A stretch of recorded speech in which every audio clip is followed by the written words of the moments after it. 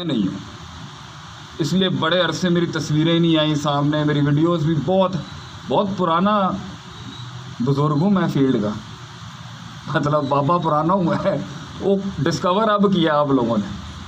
तो it was never about me, ये मेरी कहानी थी नहीं कभी कि भाई मैं लोगों के आगे अपनी बड़ाइयाँ मारता रहा हूँ, मैं ए कीता, मैं ओ कीता, मैं फ़लाँ कीता तो मैं फ़लाँ कीता। मैंने हमेशा से सब्जेक्ट पे बात की कि जेन्युइन इश्यूज़ क्या है इंसानियत उसके। मेरी ज़ात का मैं फ़ारग आदमी, मैं तो अपने आप को फजूल ही समझता हूँ, इसलिए मेरी कहानी कभी मंजर आम पर नहीं है। क्या हुआ, कैसे हुआ, आपका बैकग्राउंड क्या है, आप कैसे इसमें आ गए, ये कैसे हो गया, तो इसलिए मैंने वो छुपा के रखी हुई है कि जब मेरा मंजन ख़त्म हो जाएगा ना, मैं एंड में ले आऊँगा उसको, हैं तो जब मेरे पास मवाद ख़त्म हो जाएगा इल्म का, तो फिर मैं अपनी कहानियाँ सुना दूँगा। बाकी ये हमने मार खाई है फील्ड